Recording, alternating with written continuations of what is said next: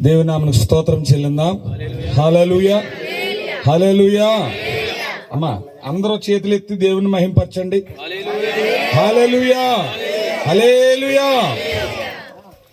మంచిది ప్రభునందు ప్రియులారా. మరి స్థానిక సంఘ కాపరి గారు, సహోదరులు రాజ్ కుమార్ గారికి ప్రభు పేరట నా యొక్క హృదయపూర్వక వందనాలు తెలియజేస్తున్నాను. అలాగే వేదికను అలంకరించినటువంటి దైవజనులందరికీ ప్రభు అయిన యేసుక్రీస్తు నామంలో నా హృదయపూర్వక వందనాలు. చేరికూడి ఆయా ప్రాంతాల నుంచి వచ్చిన విశ్వాసులు, పరిశుద్ధులు మీ అందరికీ నా హృదయపూర్వక వందనాలు. హల్లెలూయా.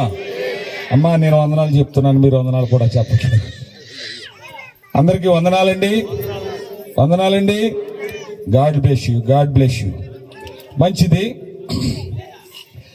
మరి ప్రాంతానికి ఒక 2-3 నెలల ముందు మేము వచ్చినాము.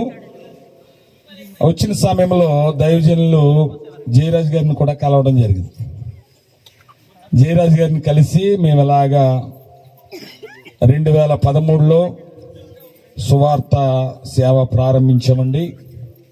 కోరాపుట్టు, దర్లిపుట్టు మొదలుకొని అనేక ప్రాంతాల్లో సేవను కొనసాగిస్తూ ఉన్నాం అని చెప్పి వారికి తెలియజేసినప్పుడు వారు అన్నారు, మా ప్రాంతం వచ్చినప్పుడు మాకు తెలియజేయండి, మా పూర్తి సహకారం మీకు ఉంటుందని చెప్పి ఆ రోజున వారు చెప్పడం జరిగింది.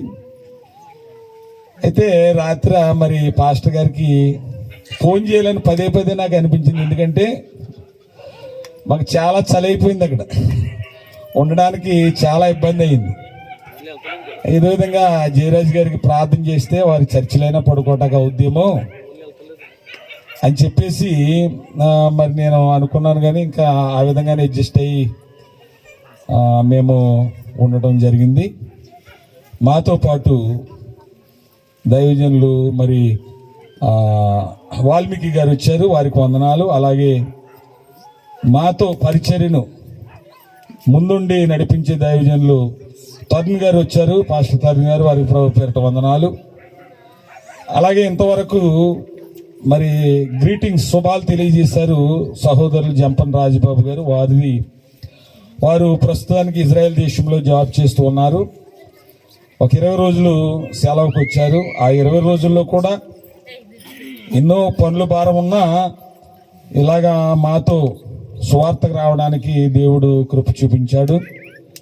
ఈ పరిచర్లో కూడా 2013 నుంచి వారు పాలిభాగస్తులుగా వెనకుండి మమ్మల్ని నడిపిస్తున్నారు. వారికి ప్రభు పేరట నా హృదయపూర్వక వందనాలు తెలియజేస్తున్నాను. అలాగే మా తమ్ముడు దైవజనులు జయరాజ్ గారు, వారికి ప్రభు పేరట వందనాలు. అలాగే అధ్యక్షుల వారికి, స్థానిక సంఘ కాపరి గారికి, ఇంకా ఎవరైతే ఉన్నారో నాకు పేర్లు తెలియదు, దయతో నన్ను క్షమించాలని మరి ప్రభు పేరట మీకు మనవి చేస్తూ ఉన్నాను. మరి ఈ సమయంలో కొద్ది మాటలు నేను ఎక్కువ సమయం తీసుకోనండి. ఎందుకంటే ఇంచుమించు 400 కిలోమీటర్ల దూరం నుంచి మేము ప్రయాణం చేసి వచ్చాం. వీలైతే సంవత్సరానికి ఒకసారి అలాగా వస్తూ ఉంటాం. కాబట్టి ఒక 2-3 నిమిషాలు ఎక్కువ సమయం తీసుకున్నా ఎవరు ఇబ్బంది పడవద్దని మరి ప్రభు పేట మీకు మనవి చేస్తూ ఉన్నాను. మీకు వాక్యము బాగా తెలుసని నేను అనుకుంటున్నాను. ఎందుకంటే గొప్ప అనుభవీయులైనటువంటి, అభిషక్తులైనటువంటి దైవ సేవకులు మీ మధ్య ఉన్నారు. మరి జయరాజు గారు కూడా గొప్ప విద్యావంతులు. వారి తండ్రి గారు పోస్ట్ మాస్టర్ చేశారని, ఆ హెడ్ మాస్టర్ కూడా చేశారని, ఆయన స్టూడెంట్ మమ్మల్ని ఇక్కడ పరిచయం చేసిన సురేష్ గారు అని చెప్పి ఆ రోజు దైవజనులకి పరిచయం చేద్దామంటే వాళ్ళ అమ్మగారు భూస్థాపన చేసిన స్థలానికి వెళ్ళాడు ఆయన. ఎక్కడండి, ఈ ఎక్కడ. కాబట్టి దైవజనులకి మేము పరిచయం చేయలేకపోయాం. కాబట్టి గొప్ప దైవ సేవకులను మీరు కలిగి ఉన్నారు. మేమేమి చెప్పవలసినంత అవసరం ఏమీ లేదేమనుకుంటున్నాను. ఎందుకంటే తెస్సలోనిక సంఘానికి పత్రిక రాస్తూ పౌలు గారు కొరింథీకి ముఖ్య పట్టణమైనటువంటి అఖయకు వెళ్ళినప్పుడు వాళ్ళంతా పౌలు గారికి ప్రసంగాలు చేస్తున్నారంట. అరే ఏంట్రా మీరు ఇంతలాగా అభివృద్ధి చెందారు, ఎవరు మీకు వాక్యాన్ని అందించారంటే తెస్సలోనిక సంఘస్థులు వచ్చి మాకు వాక్యాన్ని బోధించారండి, చెప్పారండి. కాబట్టి పౌలు గారు వాళ్ళకి మొదటి పత్రిక రాస్తూ అంటాడు, మేమేమి చెప్పవలసిన అవసరము పౌలంతటి వాడు చెప్పడానికే అవకాశం లేకుండా తెస్సలోనిక సంఘస్థులు సువార్త ప్రకటించేశారంటే ఎంత గొప్ప సంఘమో ఒక్కసారి ఆలోచన చేయండి ప్రభునందు ప్రియులారు. కాబట్టి ఈ గొప్ప అభిషక్తులైన దైవజనులు మీరు కలిగి ఉన్నారు, అందుని బట్టి ప్రభును స్తుతిస్తున్నాం. మేమైతే ఏదో మాకు కలిగిన దాంట్లో దుప్పట్లు, చీరలు, మరి ఒక 100 బైబిల్ ఎన్నో తీసుకొచ్చారు. ఆ బైబిళ్ళు మీకు ఇచ్చి వెళ్ళాలని ఆశ. అలాగే ఈ డయాస్ కూడా దైవజనులకి గిఫ్ట్గా ఇస్తూ ఉన్నాం. అలాగే వారికి హ్యాండ్రైడ్ ఫోన్ కూడా తీసుకురావడం జరిగింది, అది కూడా గిఫ్ట్గా ఇవ్వటం జరుగుతుంది. రానున్న దినాల్లో మమ్మల్ని మీరు కూడా వినియోగించుకొని మీతో పాలిభాగస్తులుగా ప్రభు పరిచర్లో కొనసాగు అవకాశము కల్పించగలరని ఆశిస్తూ ఉన్నాము. మంచిది. మరి తూర్పు దేశము నుండి 3 జ్ఞానులు మనకు బయలుదేరినట్లుగా మనం చూస్తూ ఉన్నాం. పరిశుద్ధ గ్రంథంలో జ్ఞానులు ఎంతమంది అనేది రాయబడలేదు, కానీ అమ్మ ఇలా అయినాలి, పిల్లల్ని ఆడుకున్నాడు. జ్ఞానులు ఎంతమంది అనేది రాయబడలేదు, కానీ వారు అర్పించినటువంటి కానుకలు 3 విధాలుగా ఉన్నాయి. బంగారము, సాంబ్రాణి, బోలము. 3 అర్థవంతమైనటువంటి కానుకలను వాళ్ళు తీసుకుని వచ్చినట్లుగా మనం చూస్తూ ఉన్నాం. వారు అర్పించిన కానుకలు 3 విధాలుగా ఉన్నాయి కాబట్టి వారు 3 ఉండొచ్చు అని చెప్పి చరిత్రకారులు, బైబిల్ పండితులు ఒక అభిప్రాయానికి రావడం జరిగింది. నాకైతే తెలిసింది ఇది. కాబట్టి ఆ కానుకల గురించి ఆలోచిస్తూ ఉన్నప్పుడు చాలా ఆశ్చర్యం కలుగుతుంది నాకు. ఏంటి ఈ విధంగా వాళ్ళు తెచ్చారు? అయితే ఒక రాజ్యములో ఉన్నటువంటి ఒక పౌరుడు అంట ఒక రాజు గారికి పెద్ద గుమ్మడికాయ తీసుకుని వెళ్ళి బహుమానంగా ఇచ్చాడండి. ఆ రాజుగారు దాన్ని మెచ్చుకుని ఆ చిన్న గుమ్మడికాయ తీసుకుని వెళ్ళి బహుమతిగా ఇస్తే రాజుగారు దాన్ని మెచ్చుకుని ఆ గుమ్మడికాయ అంత సైజు బంగారం ఈయనకి గిఫ్ట్గా ఇచ్చాడండి. బాగుంది కదండి. అది ఒక వ్యక్తి చూసి, అరే ఇంత చిన్న గుమ్మడికాయ ఇస్తే ఇంత బంగారం ఇచ్చాడు, పెద్ద గుమ్మడికాయ ఇస్తే ఇంకెంత బంగారం ఇస్తాడని చెప్పి పెద్ద గుమ్మడికాయ తీసుకుని వెళ్ళి ఇచ్చాడంట. ఆ పెద్ద గుమ్మడికాయ ఆయన తీసుకుని చిన్న గుమ్మడికాయ ఈయనకి ఇచ్చాడంట. దేవునికి స్తోత్రం, హల్లెలూయా. అంటే ఏమన్నా అర్థమైందమ్మా మీకు? అత్యాశ కలిగి ఒక వ్యక్తిని బట్టి ప్రేరేపించబడ్డాడు. ఎవరి వలనో ఏదేదో లబ్ధి పొందాలని మనం బహుమతులు ఇవ్వటం కాదు. రహస్యమందు పరలోకమందు చూచుచున్న దేవుడికి మహిమ కలిగినట్లుగానే మనం ఏదైనా చేయాలి. నువ్వు ఎడమ చేత్తో చేసేదాన్ని కుడి చేతికి తెలియనివ్వకూడదని ఉంది వాక్యంలో. అమ్మ ఎడమ చేత్తో చేసే కుడి చేత్తో చేసేది ఎడమ చేతికి తెలియదా? 2 చేతులతో కలిపే కదా లెక్కెడతాం. అయితే ఇక్కడ కుడి చేయమో భర్త అయితే ఎడమ చేయమో భార్య. భార్య ఆటంకంగా ఉందనుకోండి సంఘానికి, ఆమెకు తెలియనే ఉన్నాం. ఆమె కూడా సహకరిస్తుంది కాబట్టి అదిగోండి అక్కడ వంటలు గడ పెట్టాం. మా ఆలోచన తగ్గట్టు ఏకాత్మ ఏక మనసు కలిగి ప్రోత్సహిస్తుంది కాబట్టి ఎడం చేయి కూడా తెలియనిస్తూ ఉన్నాం. దేనికి స్తోత్రం, హల్లెలూయా. కాబట్టి ప్రభునందు ప్రియులారా, ఇక్కడ మనము చూస్తూ ఉన్నప్పుడు వీరు 3 అర్థవంతమైనటువంటి బహుమతులు తీసుకొచ్చినట్లుగా మనం చూస్తూ ఉన్నాం. వీళ్ళు లోకరక్షకుడైన యేసయ్యను ఆరాధించడానికి దేశము వదిలి వేరే దేశానికి వెళ్ళినట్లుగా మనము చూస్తూ ఉన్నాం. దేవునికి స్తోత్రం, హల్లెలూయా. ఇదే మాకు ఇన్స్పిరేషన్. ఈరోజు తూర్పు దేశపు జ్ఞానులు వారు ట్రాన్స్పోర్టేషన్ వాళ్ళే పెట్టుకున్నారు. వాళ్ళకి కావలసిన ఆహార పదార్థాలన్నీ వాళ్ళే సమకూర్చుకున్నారు. ఎవరి మీద ఆధారపడలేదు. వాళ్ళకు వాళ్ళే స్పాన్సర్లు, వాళ్ళకు వారే ఒక మిషనరీలు. కనీసం గొర్రెల కాపర్లకి దూతలు చెప్పాయి కానీ వీళ్ళకి ఎవరో కూడా యేసుప్రభు పుట్టాడు ఇలా ఆరాధించండి అని చెప్పలేదు. కారణం ఏంటంటే జ్ఞానులు అనగా సైంటిస్టులు, ఖగోళ శాస్త్రవేత్తలు ఆకాశములో ఒక ప్రకాశవంతమైన నక్షత్రం ఉదయించడం, అది మిగిలిన నక్షత్రాల కంటే భిన్నంగా ఉండటం, దానిని బట్టి వీళ్ళు లేఖనాలు తిరగవేయటం. ఆ సంఖ్యాకాండం 24 అధ్యాయము లేక 17 అధ్యాయంలో నక్షత్రము యాకోబులో ఉదయించును, రాజదండము ఇజ్రాయేల్లో నుండి బయలు వెళ్ళనే ఆధారమును బట్టి వారు మరి ప్రయాణానికి కావలసినవన్నీ సమకూర్చుకొని వారు బయలుదేరి ప్రయాణమై ప్రభువుని ఆరాధించడానికి వచ్చినట్లుగా మనం చూస్తూ ఉన్నాం. దేనికి స్తోత్రం, హల్లెలూయా. ఎలా ఆరాధించారండి వాళ్ళు? సాష్టాంగ పడిపోయారండి కింద. ఒక బాలుడైనటువంటి యేసయ్య ఎదుట వీళ్ళు సాష్టాంగ పడుతున్నారో లేదో ఆ శిశువుకు తెలియదు. వాళ్ళు సాష్టాంగ పడి ప్రభునందు ప్రియులారా ఆయన్ని ఆరాధించినట్లుగా మనం చూస్తూ ఉన్నాం. ఈరోజు ప్రభువుని ఆరాధించడానికి భయపడలేదు. మా ప్రాంతంలోనండి, మా గ్రామాల్లో ఈ వీడియో కూడా మా ప్రాంతంలో చూస్తారు, అయినా మాకు భయం ఏమి లేదు. ఎలా ఆరాధిస్తున్నారంటే వ్యర్థముగా ఆరాధిస్తూ ఉన్నారు. ఒక క్రిస్మస్కి 3 లక్షలు అవసరం అండి, ఒక క్రిస్మస్కి 2 లక్షలు అవసరమా? ఎవరెవరినో పిలుస్తున్నారు, ఎవరెవరినో వేదిక మీదకి ఎక్కిస్తున్నారు. యేసుబాబు కట్ చేయవలసిన కేకు వీళ్ళో కట్ చేసేస్తున్నారు. కనీసం సంఘ పాస్టర్ కూడా ఇవ్వట్లేదు. మారు మనసు లేని వాళ్ళు, రక్షణ పొందలేని వాళ్ళు, వ్యసనాలు మానలేని వాళ్ళు వేదిక ఎక్కేసి ఆడు ముక్కులో పెడుతున్నాడో అవతలోడికి నోట్లో పెడుతున్నాడో తెలియట్లేదు. ఏమండి, అలాంటి దిగజారుడు పరిస్థితి అయిపోయింది ఈ దినాల్లో మా ప్రాంతంలో ఉన్నటువంటి క్రిస్మస్. అందుకే మేము అనుకుంటున్నాం మా ప్రాంతాల్లో ఇంకా ఈ మీటింగ్స్ కానీ క్రిస్మస్ కానీ అనవసరం. ఇలాగే ఈ జయరాజు గారికో రాజ్ కుమార్ గారికో ఇలాంటి వారికి తెలియజేస్తే ఎక్కడైనా కొంచెం బాగా డీప్గా ఉన్నటువంటి ప్రదేశాల్లో, బాగా వాక్యం అందిన ప్రదేశాల్లోకి వెళ్ళి మా సామర్థ్యం కొలిది సువార్త ప్రకటిస్తే బాగుంటుందని మాకు అనిపిస్తూ ఉంది. కాబట్టి ఈరోజు మనం ఎలా ఆరాధిస్తున్నాం ఆయన?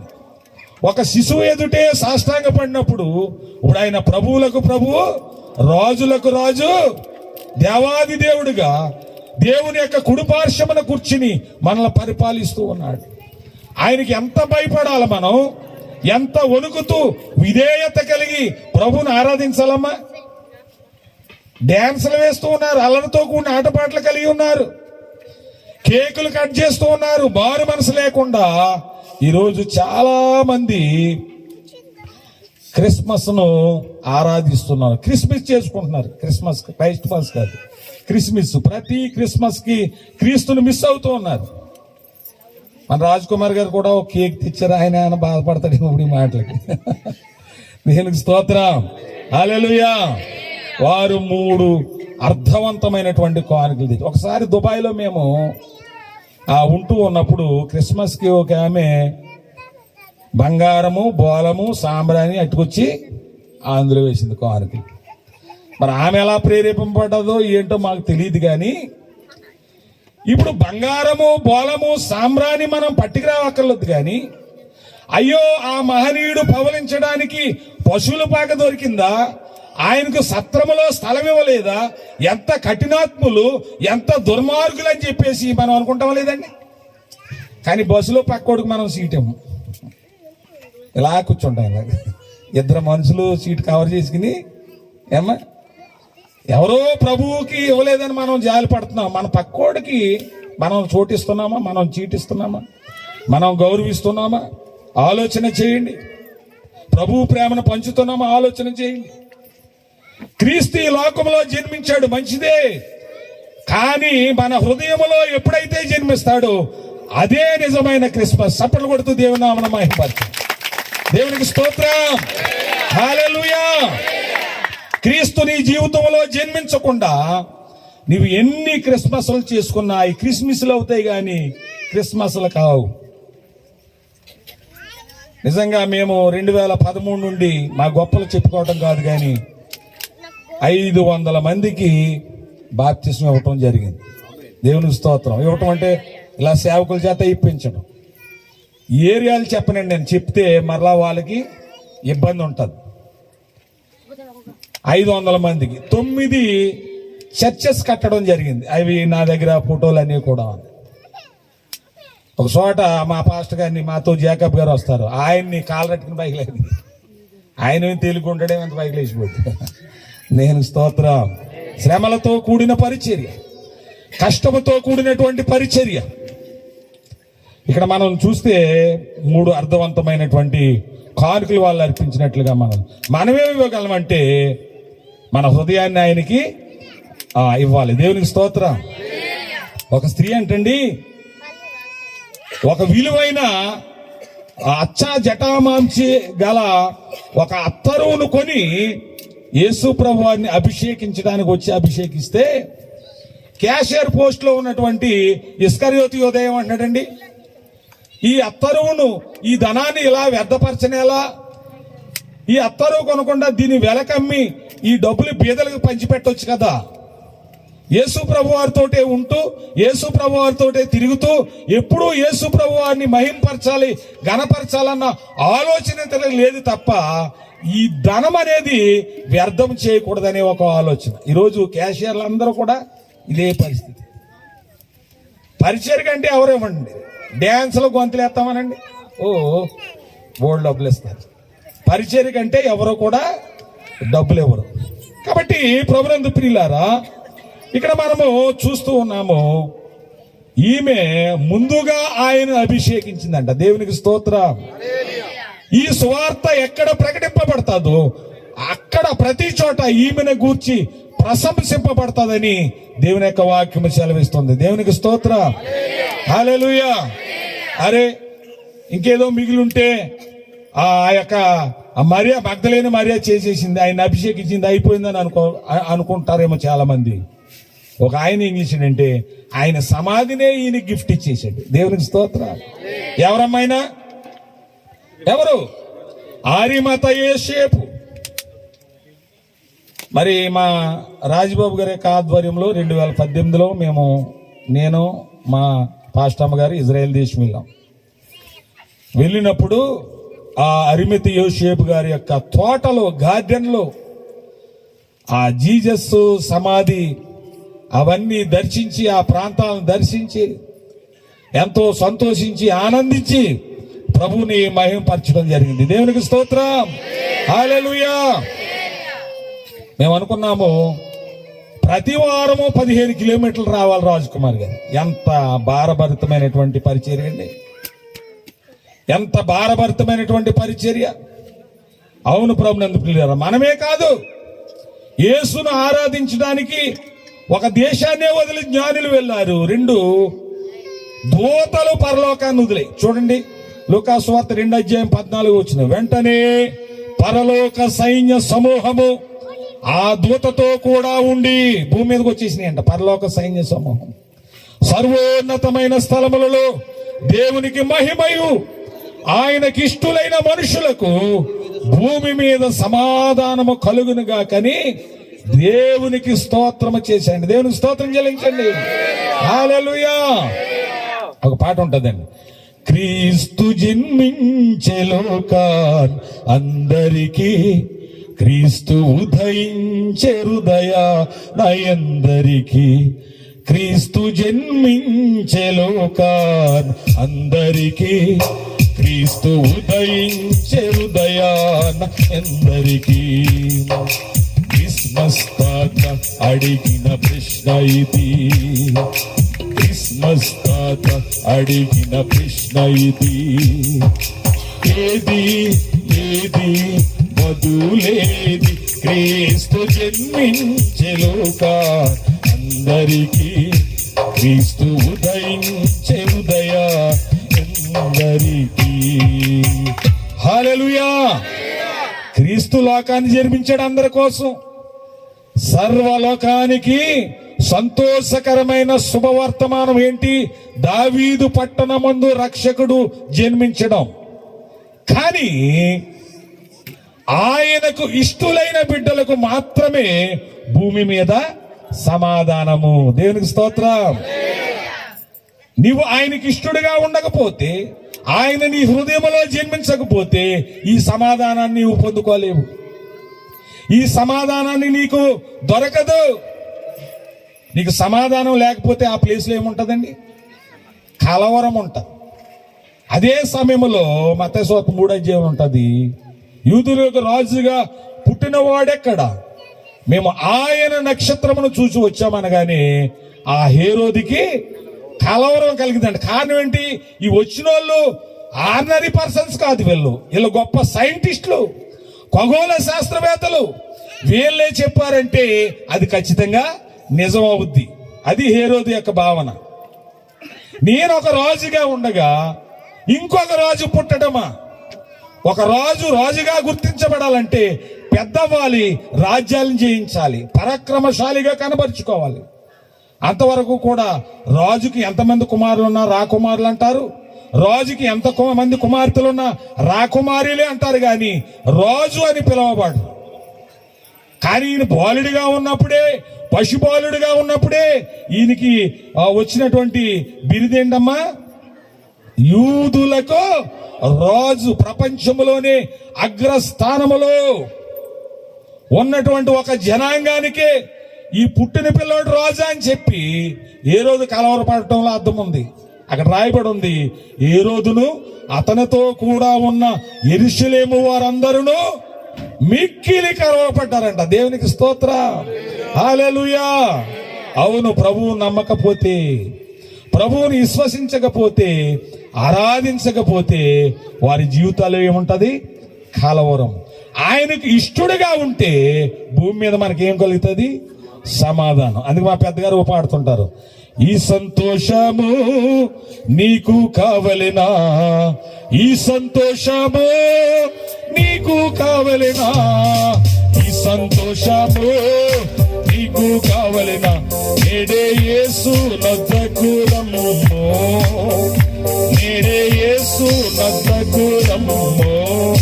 సంతోషమే సమాధానమే, సంతోషమే సమాధానమే, సంతోషమే సమాధానమే. చెప్పనా సఖ్యమైన సంతోషము, చెప్పనా సఖ్యమైన సంతోషము. హల్లెలూయా, హల్లెలూయా. మంచిది ప్రభునందు ప్రియులారా, నేను ముగిస్తూ ఉన్నాను. మా రాక వలన మీకు శుభము కలుగును గాక. ఇంకా